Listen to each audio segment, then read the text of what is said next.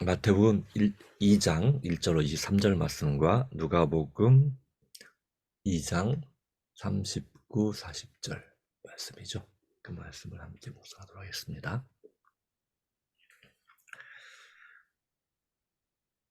네, 읽겠습니다. 마태복음 2장 1절입니다.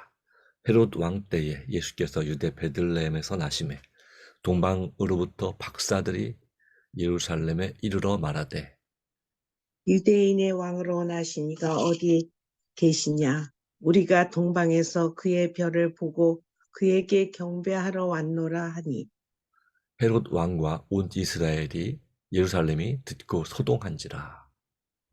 왕이 모든 제사장과 백성의 서기관들을 모아 그리스도가 어디서 나겠느냐 물으니 이르되 유대 베들레헴이 오니 이는 선지자로 이렇게 기록된 바 또 유대 땅 베들레헴아 너는 유대 고을 중에서 가장 작지 아니하도다. 내게서 한 다스리는 자가 나와서 내 백성 이스라엘의 목자가 되리라 하였음이니이다. 이에 헤롯이 가만히 박사들을 불러 별이 나타난 때를 자세히 묻고 베들레헴으로 보내매 이르되 가서 아기에 대하여 자세히 알아보고 찾거든 내게 고하여 나도 가서 그에게 경배하게 하라. 박사들이 왕의 말을 듣고 갈새 동방에서 보던 그 별이 문득 앞서 인도하여 가다가 아기 있는 곳 위에 머물러 서 있는지라. 그들이 별을 보고 매우 크게 기뻐하더라. 집에 들어가 아기와 그의 어머니 마리아가 함께 있는 것을 보고 엎드려 아기께 경배하고 보배합을 열어 황금과 유향과 모략을 예물로 드리니라. 그들은 꿈에 헤롯에게로 돌아가지 말라 지시하심을 받아 다른 길로 고국에 돌아가니라.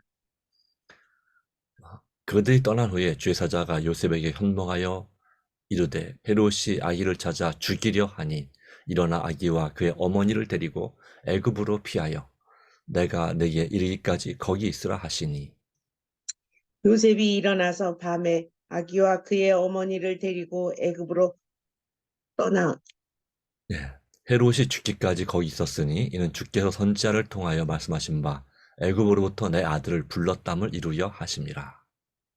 이에 헤롯이 박사들에게 속은 줄 알고 심히 노하여 사람을 보내어 베들레헴과 그 모든 지경 안에 있는 사내 아이를 박사들에게 자세히 알아본 그 때를 기준하여 2살부터 그 아래로 다 죽이니 이에 선지자 예레미야를 통하여 말씀하신 바 라마에서 슬퍼하며 크게 통곡하는 소리가 들리니 라헬이 그 자식을 위하여 애곡하는 것이라. 그가 자식이 없으므로 위로받기를 거절하였도다 함이 이루어졌느니라. 헤롯이 죽은 후에 주의 사자가 애굽에서 요셉에게 현몽하여 이르되 일어나 아기와 그의 어머니를 데리고 이스라엘 땅으로 가라. 아기의 목숨을 찾던 자들이 죽었느니라 하시니 요셉이 일어나 아기와 그의 어머니를 데리고 이스라엘 땅으로 들어가니라.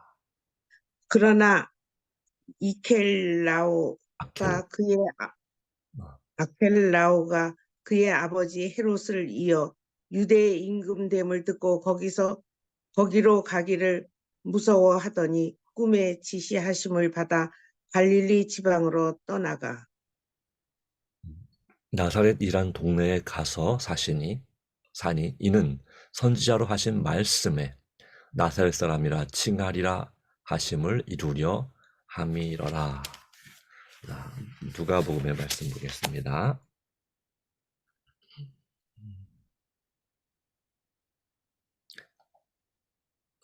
누가복음 2장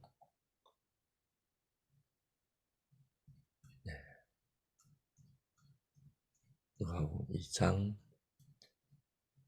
여기는 좀 간단하게 되어 있죠. 이 마태복음 2장의 내용이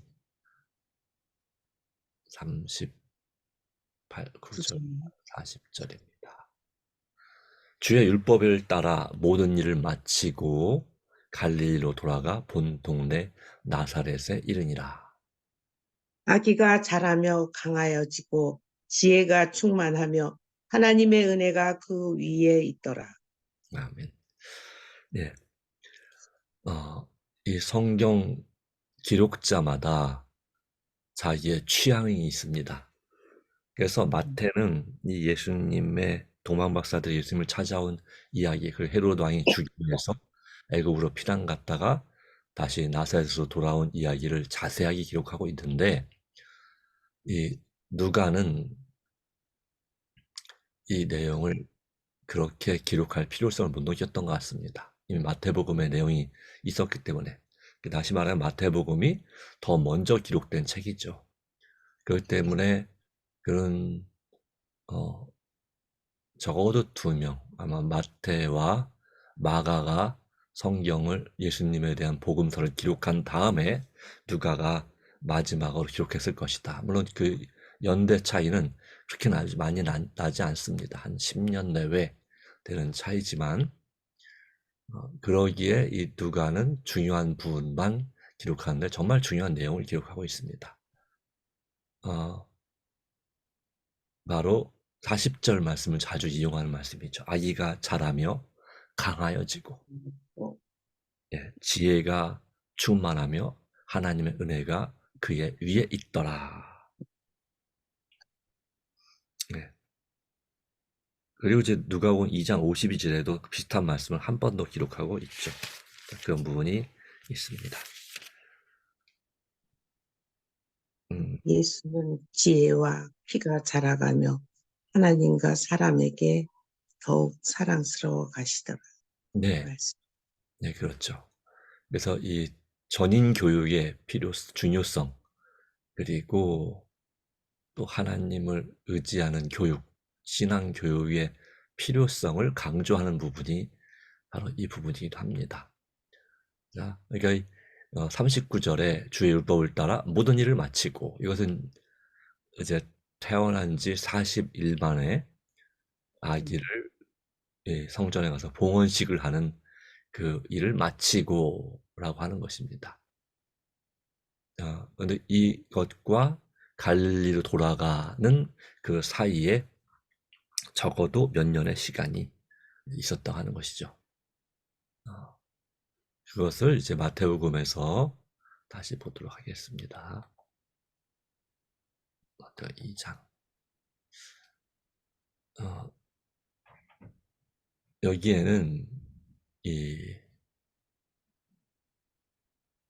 요셉도 이 마리아 못지않게 또 하나님과 교통하는 그런 신앙을 했음을 보여주는 것이 바로 이 마태복음 2장의 내용이 되겠습니다. 일단은 동방 박사들이 헤롯 왕 때에 예수님께 경배하고자 예루살렘에 이르렀습니다. 그리고 한 말이, 유대인의 왕으로 나신 이가 어디 계시냐? 우리가 동방에서 그의 별을 보고 그에게 경배하러 왔노라 라고 했습니다. 사실 성경의 말씀을 통해서 볼 때, 그리고 시대소망의 말씀을 봐도 이 동방 박사가 몇 명인지는 알 수가 없습니다. 다만 박사들이라고 했기 때문에 여러 명이다 라고 하는 것이죠. 적어도 2명 이상이다. 다만 우리가, 근데 그 유황과 모략과 그 네, 가짓수를 따졌을 적에 세네 명 아닐까요? 네. 그래서 그 예수님께 드린 그 예물, 예. 예물이 3가지이기 때문에 아마도 3명일 것이다 라고 그렇게 추측하는 것입니다. 네. 각자 하나씩 예물을 준비했다라고 생각하게 했을 때 그렇다는 얘기죠. 네. 자, 그다음 이 박사들이라고 했는데요. 이 박사들은 어떤 사람들이 박사라고 불렸을까라고 하는 것이죠. 이 박사라고 하기도 하고, 또는 다른 말로 뭐라고 쓰냐면 현자라고 하죠. 예. 제가 알기로는 별을 연구하는 사람들 아니었어요? 예, 거기에 동방 박사. 예, 여기에 네. 그의 별을 보고 그 경별하노라라고 했는데 이 사람을 단순히 별만 연구하는 사람들이라고 볼 수는 없습니다. 물론 이제 성경에서 별만 연구하는 사람들을 뭐라고 하냐면 점성술사라고 말하죠. 음, 점성술사. 그런데 이 다니엘서에 보면 다니엘도 박사라고 불렸죠. 어, 그렇죠. 예, 박수가 있고 박사가 있습니다. 박수는 무당이에요. 예, 어, 예, 박사는 이런 오늘 말하면 천문학자이면서 동시에 여러 가지 학문을 또 연구하는 지식인 또는 그래서 왕에게 있어서는 이 모사라고 하죠. 옛날부터 모사. 어, 음, 또는 뭐 조언자 이렇게 말하는데 그래서 왕실 고문을 가리키는 용어가 박사입니다. 예, 그래서 공부를 많이 한 사람이죠. 특별히 천문학의 조예가 깊은 우리나라 동양으로 따지면 어, 사서삼경을 떼고 사서삼경 중에 주역이 있죠. 이 주역은 이제 음양오행 하늘에 있는 달과 태양과 그리고 이제 수성, 금성, 화성, 목성, 토성까지 5개의 별. 그 당시에 사람의 시력으로는 그러니까 망원경이 나오기까지는 별이 5개만 보였습니다. 뭐 그다음에 선왕성, 해왕성 이것은 나중에 이제 망원경이 발명되면서부터 구별하게 된 별이죠. 네. 바로 그런 이 별들의 움직임, 전체의 움직임에 관해서 관심이 있었고 그것이 바로 이 세상의 이치와 사시와 일자 연원과 밀접한 관계가 있다라고 생각을 했죠. 또 나라의 흥망성쇠와도 깊은 관련이 있다. 그리고 또 그렇게도 말했죠. 별이 떨어지다. 뭐 이런 말 있잖아요. 예, 큰 별이 졌다 할 때는 그 나라의 지도자를 가리켰죠. 예, 유명한 사람. 그래서 각자에게 태어날 때마다 각자에게 별이 있다고 생각했습니다. 우리나라도 마찬가지고 또 하지만 동양도 마찬가지고 서양도 마찬가지였습니다. 이 별, 특별히 중동 지방 이쪽에서는 그 별을 중요시했죠. 그래서 여기에도 그의 별이라고 그러죠. 그의 별. 그의 별을 보고 왔다. 바로 그의 별이 뭐냐면 유대인의 왕으로 나신 이의 별입니다. 그러기에 이스라엘 국기에도 별이 그려져 있습니다. 그 별을 뭐라고 부르냐면 네, 다윗의 별이라고 합니다. 네, 다윗의 별. 그래서 이 동방 박사들이 누구냐라고 하는 것도 중요하고 그 별도 의미가 있죠. 이 동방 박사들은 그래서 이 시대의 소망에는 철학자라고 돼 있죠. 어, 예, 그- 그 서양 철학이든 동방 철학이든 그러니까 우리나라의 사서삼경이 유교의 사서삼경이나 노자의 사상이나 그런 도교의 사상들 이런 것을 동양 철학이라고 말하거든요. 물론 불교 서적을 철학이라고는 하지 않습니다. 그건 불경이죠. 네. 그런 예, 의 책들을 우리가 동양 철학, 예, 이라고 하는 것처럼 서양에서도 이런 점성술 이것이 이제 그 지금의 이라크, 이란 뭐 그런 지역을 메소포타미아라고 불렀는데 바로 그 지역과 또 이집트 이런 지역에서 천문학이 이제 별을 보고 점을 치는 그런 학문이 무척 발달했습니다. 그리고 수학, 예, 수학도 음, 발달했습니다.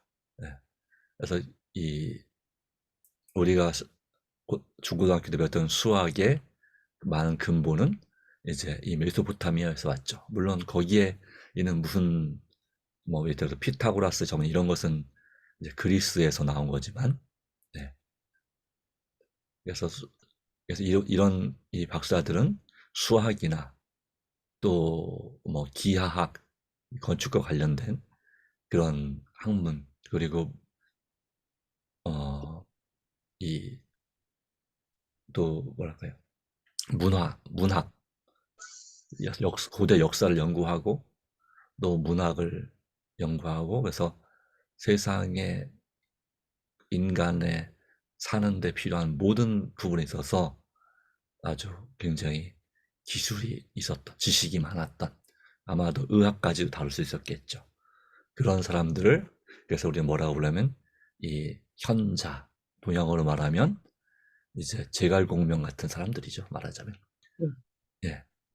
우리나라에도 그런 한 나라를 세울 때 그 나라의 조선시대는 정도전 같은 그런 지혜로운 사람을 가리킵니다. 자, 이런 사람들인데 특별히 그런 사람들 중에 많은 사람들은 그걸 자기 이익을 위해서 또 그냥 왕을 섬기는 데서 그렇게 사용했습니다.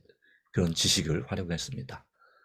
그러나 이 중동 지방의 이 페르시아 어떤 그 지역에 살던 이 사람들 중에 어떤 사람들은 이 포로로 이제 잡혀간 유대인들 통해서 하나님을 믿는 신앙을 배웠거나 아니면 그 전에 이 다시 말하면 아브라함의 후손이 아니라 그 형, 이 하란 또 나홀의 그 후손들 통해서 셈의 자손들이죠.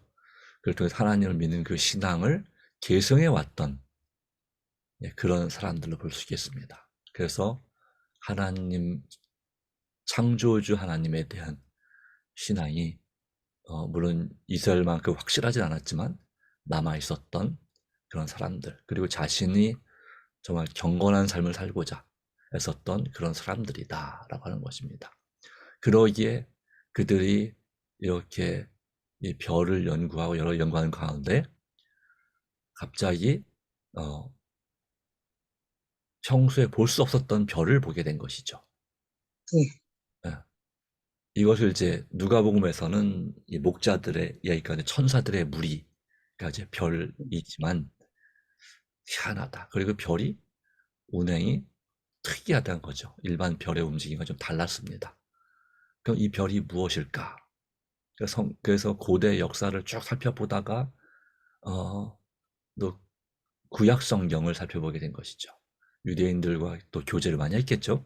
유대인들이 이 유대 땅 팔레스타인으로 돌아온 포로에서 귀한 후에 돌아온 유대인들도 있었지만 그냥 그 페르시아 지역에 눌러 살던 유대인들도 많이 있었습니다.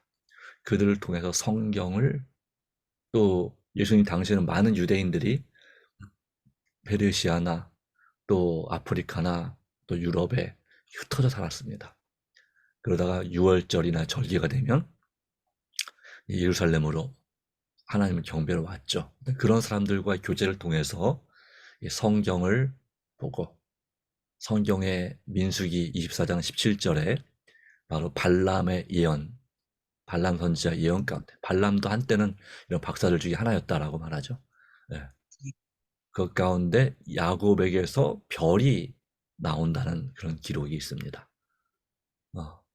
그걸 통해서 이 별이 바로 그 유대인의 왕, 바로 유대인들이 기는 메시아의 별이구나 하고 아마도 성령의 지시하심을 받아서 유대인의 왕을 맞이하라, 경배하라 하는 명령을 받고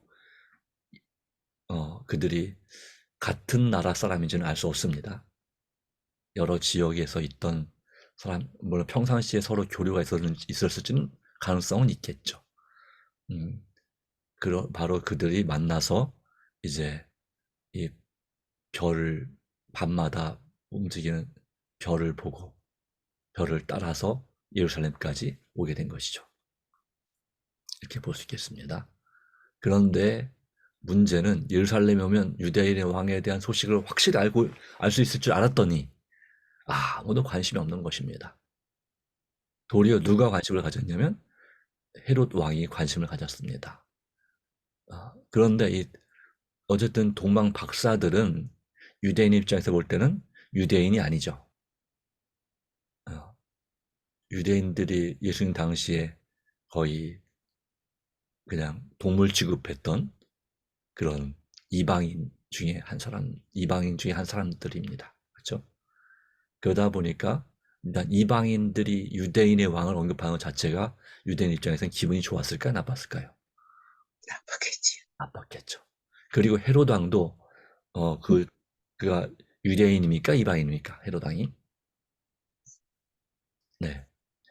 바로 이 사람은 유대인들이 아주 싫어하는 바로 하만의 후손인 음, 하만은 아말렉이군요. 바로 에서의 후손인 에돔 족속입니다. 에돔의 후예입니다. 헤롯이 에돔 사람이죠. 어, 그러다 보니까 역시 이방인이죠. 에돔 사람이니까.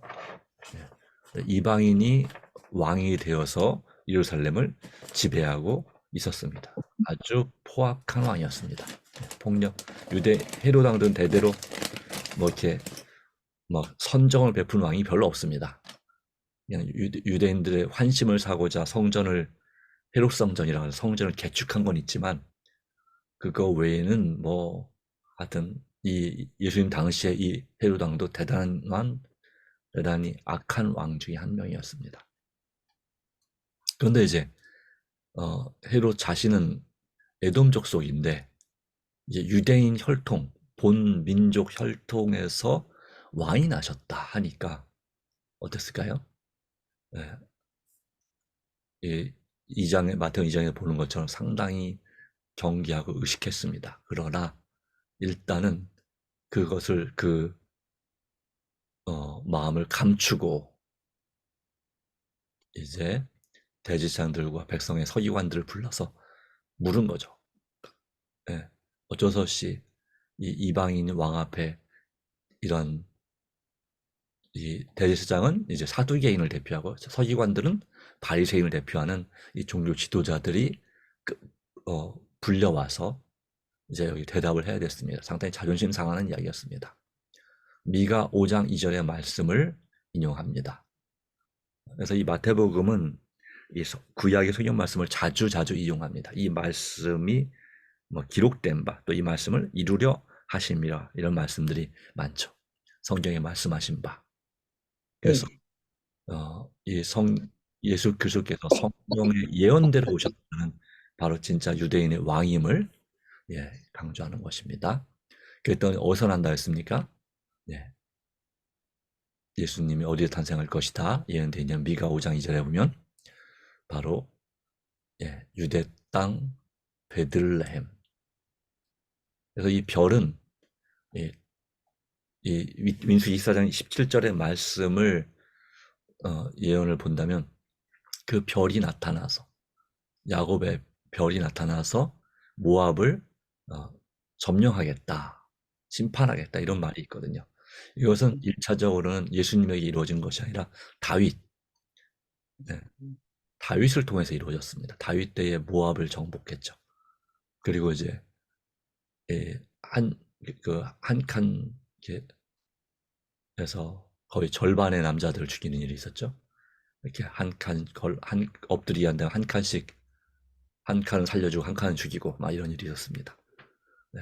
그 다음에 이 다윗의 별, 그게 다윗의 별인데 이 다윗의 자손이니까 예수님이 그래서 유대인의 왕 다윗의 후손으로서 이 별의 예언을 두 번째로 성취한 것이죠.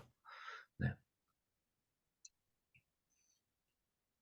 그래서 이제 헤롯이 이 박사들을 자기의 원래 그 마음을 감추고 나도 그 왕을 유대인의 왕을 경배하고 싶은데 가서 보고 자세히 알아봐서 나한테 꼭 알려달라 이렇게 거짓말했죠. 아마도 박사들이 그 마음을 꿰뚫어 보지 못할 만큼 이 헤롯 왕은 그의 연기에 아주 능했던 것 같습니다. 네. 네. 오늘 배우들이 연기하는 것 이상으로 그에 못지않게 경건한 박사들을 속여넘길 만큼 그랬습니다. 그리고 이제 사실 베들레헴은 예루살렘에서 그렇게 멀리 떨어져 있지 않습니다. 한 8km 정도? 네. 20리죠. 네. 네, 그 정도 떨어져 있습니다. 걸어서 한 2시간이면 갈 수, 2시간도 안 걸리죠. 옛날 어른 걸음으로는. 예, 그런 거리에,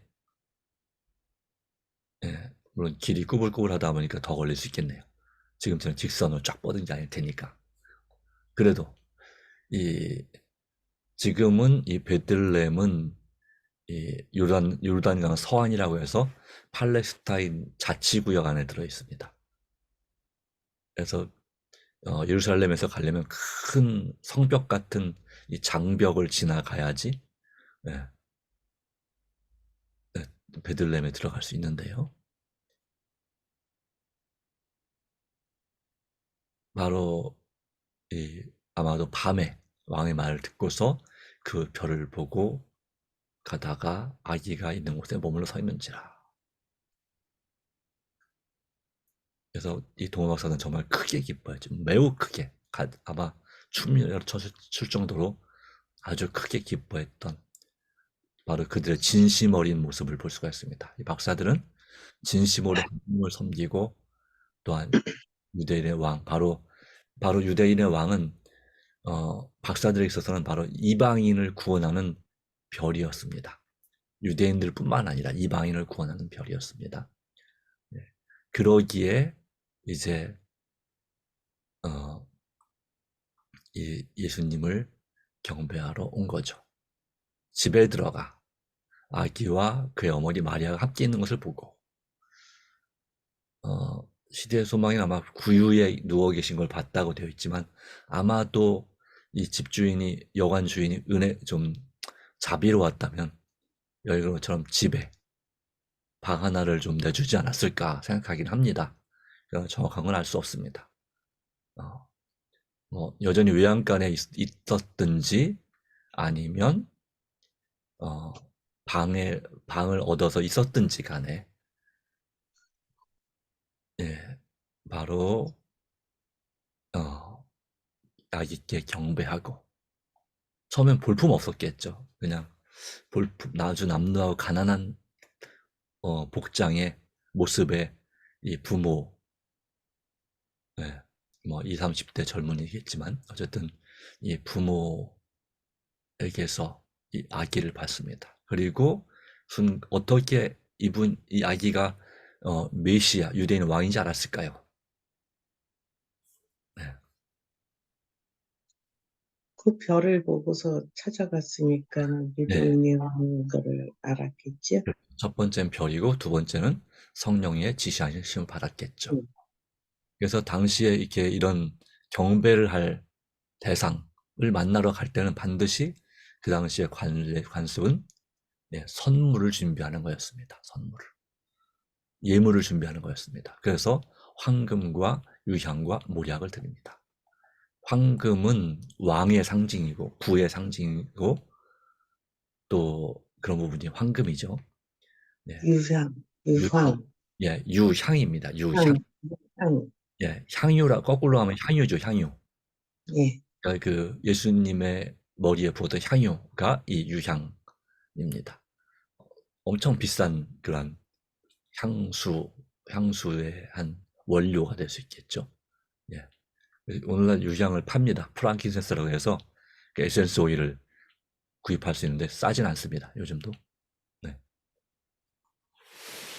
뭐 어떤 요만한 병으로 이렇게 파는데 향기를 맡아볼 수 있어. 아, 이게 유향이구나. 근데 뭐 사람의 취향에 따라 조금 그 향기가 좀 다를 수 있지만 치료하는 역할을 하고 축복의 의미가 있고, 그러나 또 고난의 유향을 만들려면 빻아야 되기 때문에 고난의 의미가 있습니다. 진액이죠. 모략은 이제 가루로 된 것인데요. 이것도 이건 빻으면 빻을수록 향기가 더 진해진다고 합니다. 그래서 예수님의 고난 받으실 음. 영광 전에 십자가의 고난을 상징하는 것이 바로 이 모략 그리고 유향이라고 그렇게 말합니다. 이 유향은 또한 장례를 치를 때에 쓰는 것이기도 했죠. 그래서 예수님의 죽으심을 미리 상징하는 것이 또 유향일 수 있습니다. 또는 반대로 치료하시는 하나님, 여호와 라파라고 그 하죠. 모략은 뭐에 쓰는 거예요? 유향과 그, 모략도 이런 치료나 또 아, 약으로. 약으로 쓰기도 하고, 그리고 향수 종류로 쓰기도 하고요. 이렇게 향을 피우기 위해서. 유향은 이제 뿌리기 위해서, 모략은 이제 그런 냄새를 맡거나 뿌리기, 향을 피우거나 할 때 이 모략이 들어가겠죠. 이것은 이제 구약 시대의 분향단의 향을 피우는 재료로도 이 유향과 모략이 들어갔죠. 그래서 그 고대로부터 이것은, 그러니까 제사 드릴 때나 또는 어떠한 특별한 그런 의식을 행할 때나 또 장례를 위해서, 이런 때를 위해서, 또 누군가의 손님을 맞이할 때 그런 걸, 이 냄새를 없애기 위해서 이 부유층들이 쓰던 것이, 또 제사장들이 쓰던 것이 바로 이런 것입니다. 자, 이것이 가난한 예수님의 부모에게는 아주 중요한 그 보물로서, 특별히 이 애굽에 가서 이제 헤롯 왕을 피해서 피난 가 있는 동안에 아주 생활하는데 아주 유익한 훌륭한 자금이 됐죠. 어, 네. 자, 이와 같은 내용들을 쭉 볼 수가 있겠습니다. 그리고 이 하나님의 은혜로 요셉이 이 알겠죠? 주의 사자 천사가 현몽하여, 그래서 천사를 통해서 환상을 보고 요셉이 애굽으로 피난 갔다가 다시 또 애굽에서 돌아오는 일이 있겠습니다. 안타까운 일이지만 헤롯은 자기가 속은 줄 알고 2살 아래의 베들레헴뿐만 아니라 그 인근까지, 인근 마을까지 모든 산의 아이를 2살 아래로 다 죽였다. 네. 사단은 바로 이 헤롯을 통해서 예수님을 죽이려 했습니다. 그러나 무한히 지혜로우신 하나님은 사단이 미처 알아차리지 못하도록 감추어서 예수님을 애굽으로 피난하게 했죠. 애굽에서도 사단이 예수님과 예수님 부모를 발견할 수 없도록 그렇게 하나님께서 숨기셨습니다. 그래서 아무리 사단이 예수님을, 그리고 그 이후로 의인들을 죽이고자 할지라도 하나님께서 숨기고자 하시면 사단은 아무것도 할 수가 없죠. 도리어 이렇게 화풀이, 분풀이나 하는 그런 존재가 사탄, 그의 세력 안에 있는 사람들의 모습이라고 하는 것이죠. 이 헤롯의 운명은 어, 예, 그렇게 행복하지 못했습니다. 예, 불행하게 죽었습니다. 자, 이것도 예레미야 31장의 예언이죠. 이 라헬이 애곡한, 자식이 없음으로 애곡한다. 이 말씀이 고통스럽게 성취되게 되었습니다. 자, 이와 같은 하나님의 섭리 가운데 우리 도망 박사들과 바로 그의 이야기, 그리고 이 예수님의 가족이 이 애굽으로 피난 갔다 돌아오는 이야기를 살펴봤습니다. 자, 여기서 우리는 무엇을 느낄 수 있을까요? 어떤 교훈을 얻을 수 있을까요? 사단은 죽이려고 해도 우리가 진짜 하나님께서는 다 피해 주신다는 것을 느낄 수 있지요. 네, 맞습니다. 그런 부분도 있고요. 또 하나님께서는 어, 우리가 볼 때는 하나님을 잘 믿는 사람인지 아닌지 모를지라도 우리 주변에 그처럼 순수한 양심을 가지고 어, 바르게 살아가고 다른 사람을 도우면서 선한 일을 하면서 살아가려는 사람들이 있다는 것이죠. 반대로 이 헤롯처럼, 있어요. 헤롯처럼 예, 힘도 있고 권세도 뭐 돈도 있지만 아주 사악한 사람들도 많이 있고요. 예. 예. 그러기에 우리는 또 하나의 교훈은 이방인은 예수님에 대해서 탄생에 관심 가는데 정작 어, 그 본방인, 바로 유대인들은 예수님의 탄생에 관심을 가진 사람들이 별로 없었다. 하는 것입니다. 아마도 이 대제사장들과 바리새인이 예수님이 탄생에 대한 소식을 들었겠죠. 바로 동방 박사들의, 아니 그 전에 목자들이 그 천사들을 만났던 그 소문이 분명히 예루살렘까지 들려왔을 겁니다. 예. 그러나 무시했겠죠. 목자들에게 소식을 알려주었다고 우리에게 하나님께서 소식을 알려주지 않고, 이런 생각이 있었습니다. 결과적으로 예수님 메시아이신 아기 예수를 거절하는 그런 영적인 교만함이 그들의 마음에 있었습니다. 네, 그래서 하나님께서는 구원받을 자를 이방인에게도 두시고, 그리고 또 가난한 사람들뿐만 아니라 아주 높은 지위에 있는 사람들 중에도 구원받을 사람들이 있다는 사실을 우리에게 보여줍니다. 그러니까 우리는 판단하지 말고 누구나 구원받을 수 있는 기회가 있으면 생각하고 우리 주변에 있는 사람들을 깊이 살펴봐야 될 줄로 믿습니다. 우리 주변의 이방인, 우리에게 이방인은 외국인이죠. 네. 네, 그 외국인들을 우리가 어떻게 대할 것인가 하는 부분도 생각해 볼 부분이 있습니다.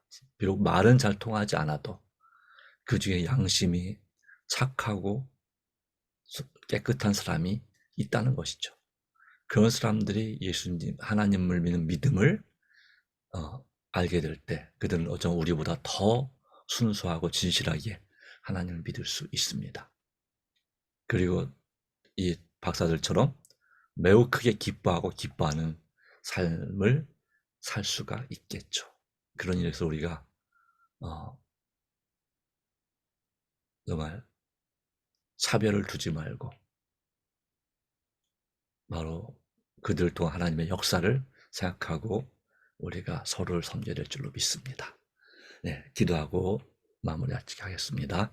하나님, 우리를 돌보시고 인도하신 하나님의 놀라운 은혜와 섭리를 인하여 감사드립니다. 우리에게 역사하시는 하나님, 이 동방 박사들을 통해서 우리에게 말씀하시고 헤롯의 모습을 통해서 우리에게 말씀하시고, 또한 헤롯 왕 당시에 유대 대제사장들과 또 서기관들의 모습을 통해서 우리의 모습을 다시 한번 돌아보게 됩니다. 우리는 어떠한 선입관과 편견을 가지고 어떠한 마음을 가지고 살고 있습니까? 오 주님, 정말 진실하고 순수한 마음으로 돌아가게 하여 주시고,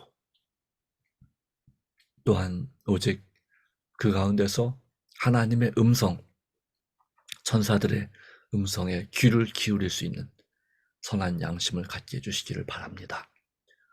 위하여 이 요셉처럼 우리 가족을, 생명을 구할 수 있는 또한 우리가 되기를 간구합니다. 주님 도와주시고 또 이끌어주시며 주님 안에서 성령으로 충만케 하시고 또한 성령의 침례를 받게 하여 주시며 그분의 인도를 따라서 살도록 도와주시옵소서. 오늘도 우리가 드리는 간절한 기도 가운데 은혜 베풀어 주시옵기를 예수님의 이름으로 간절히 기도합니다. 아멘. 예, 감사합니다. 하나님의 은혜가 함께하길 바랍니다. 네.